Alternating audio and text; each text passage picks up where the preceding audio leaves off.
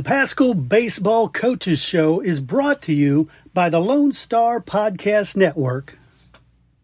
You can find the show on Spotify, on Apple iTunes, on any place podcasts are found. But if you want to hear more high school sports-related shows, head over to LoneStarPodcast.com. And if you would love to get a show for your high school sports team, when you're on LoneStarPodcast.com, look for the link that says Coaches Show.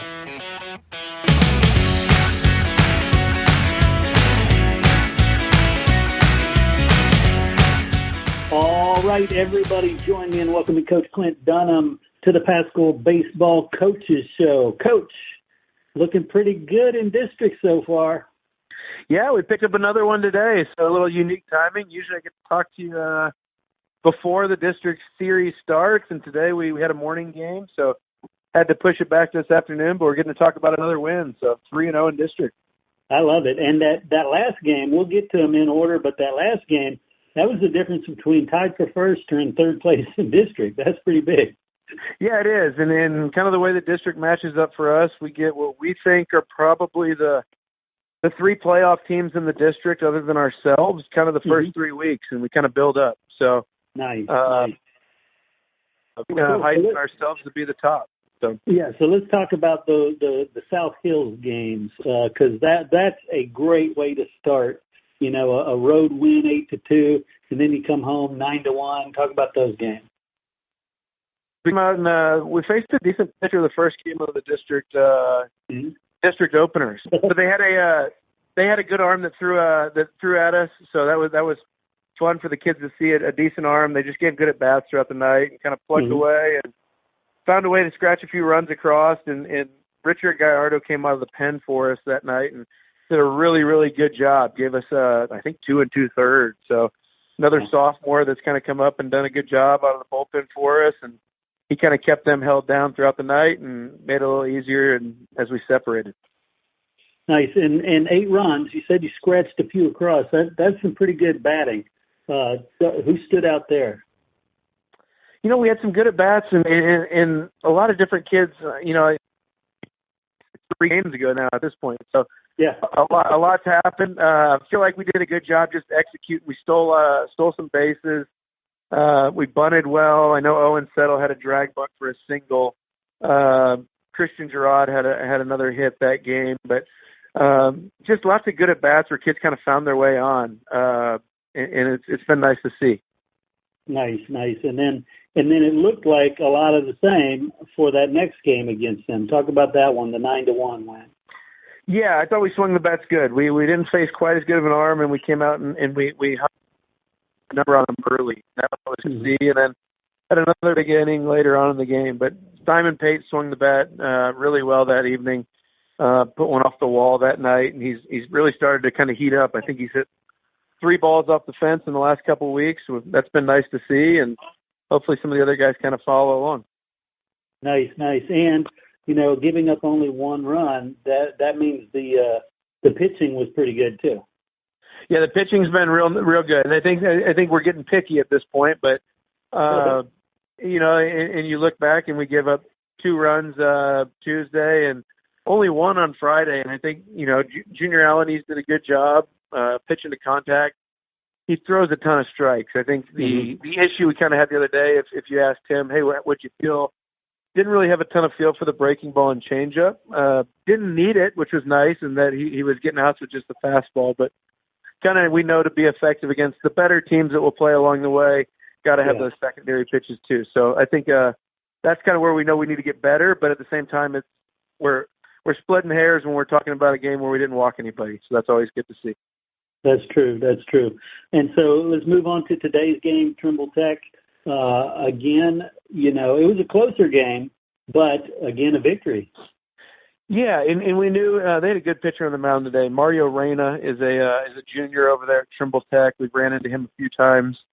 Good pitcher. So we knew going in he was an all-district guy for them, that this was kind of one that I had circled as a kind of maybe a trap game, of sorts. So right. Knew that one was one that they would be up for, and one that kind of really separates you. And if you can sweep them this week, we really feel like you've kind of guaranteed, or we hope to think you've guaranteed a top 2 finish in district. And then you kind of play that Heights series and do the district championships for next week. So it was good to see the kids come out and do a good job today. Very cool. And then you mentioned trap games. You know, in 2 days you've got them again. You're 3-0. You've beaten them once already. How do you make sure the boys stay up for this? You know, spring break's always a unique week. So you get yesterday we had a practice where they get to bring their siblings to practice, the younger ones. It's, get them out of the house and at the baseball field and find out what Paschal Baseball is about. Tomorrow will be a little light day with the shorts, probably, something like that. And it's just nice. Spring break's cool because you get workouts where you're not going to class. You're just a baseball player for 2 or 3 hours, and then you get to go back and hang out with your family or your friends and do whatever you want. So that's the nice part about spring break. But sometimes, you hope with the day games and everything, they're not staying up all night, sleeping in, and then a little groggy when they get there. So hopefully they're ready to go. But with this group, I feel like they will be. So, yeah, I love the fact that it's setting up to where, Arlington Heights, your rival, you're both 3-0. Talk about that team and the fact that, it's going to come down to you too, it looks like. Yeah, and that's really exciting. We've been telling the kids, hey, we want that Heights game to matter, but can't really overlook anybody else along the way.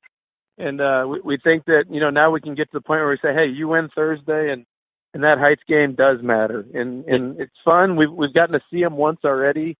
They played all their starters against us through their best pitchers. So we got some new faces that we're going to throw at them, as well as some younger guys that have been getting into that have been really helping us out. We brought a freshman up today, and Truman Shelton, and he hit leadoff for us, and he's been a really, really nice addition to the baseball program. And so we're excited to kind of unleash him against Heights and some other guys that maybe they haven't seen yet. And but they're a good ball club, and they're a little more older, a little more experienced than us, but I don't think our guys are going to be scared at all.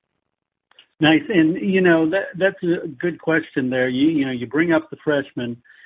At this level, at the high school level, is it bringing somebody up? Is that a surprise? How scouted in advance are they?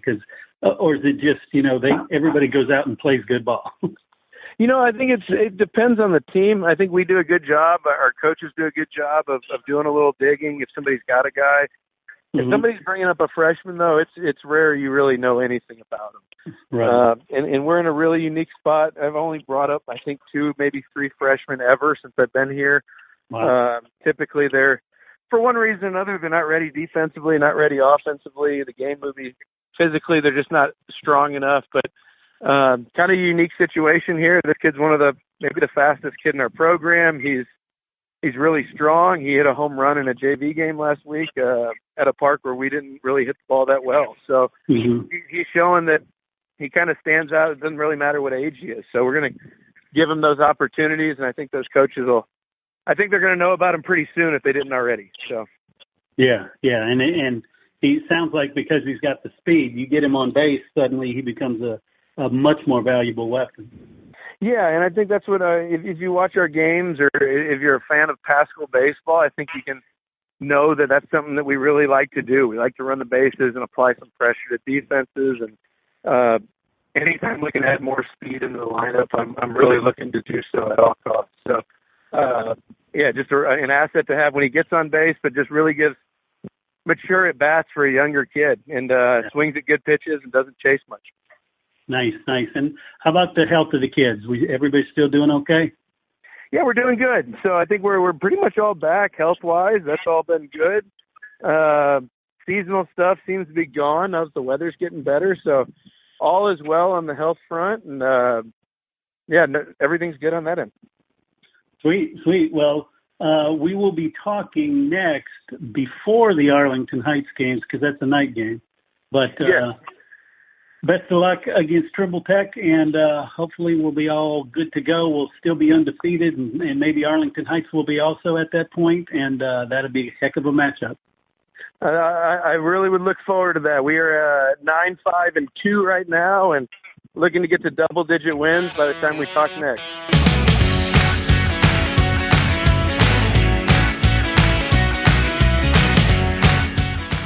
Hey, I want to thank you for listening to the Paschal Baseball Coaches Show and remind you to get out there and support your Panthers. Get to their games, let them know that you are rooting for them. Share this show and let everybody know about Paschal Panthers baseball. Hey, do you dream about a career in sports media, hanging out with legends of sports? I'm Chris Daly, and I went from being an absolute nobody to speaking at the top sports conventions, to hosting some of the top sports podcasts, and publishing 5 books and more.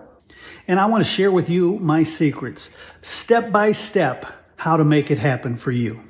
Super Bowl champs, NBA stars, Hall of Famers in every sport, Olympians, you name it. They are in my cell phone and they take my phone calls.